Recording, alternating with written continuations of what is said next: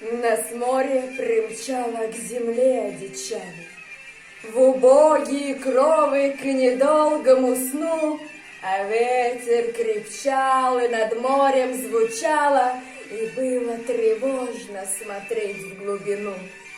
Больным и усталым нам было завидно, что где-то в морях веселилась гроза, а ночь, как блудница, смотрела бесстыдно на темные лица, в больные глаза. Мы с ветром боролись, и брови нахмуря во мраке с трудом различали тропу.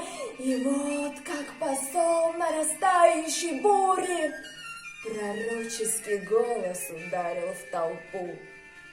Мгновенным зигзагом на каменной круче торжественный профиль нам брызнул в глаза, и в ясном разрыве испуганной тучи веселую песню запела гроза.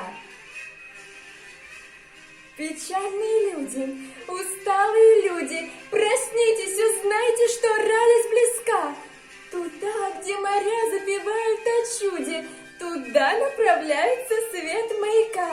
Он ищет веселых открытий и зорким лучом стережет буруны.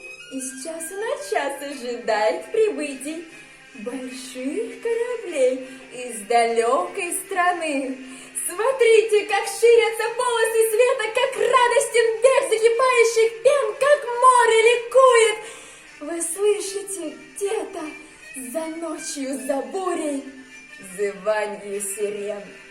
Казалось, вверху разметались одежды, гремущую даль осенила рука, и мы пробуждались для новой надежды. Мы знали, нежданная радость близка, а там горизонт разбудили зорницы, как будто пылали вдали города и порту. Всю ночь, как багряные птицы, летели, свистя и шумя, поезда гудел. Океаны лохмотьями пены швырялись моря на стволы маяков. Протяжной мольбой завывали сирены.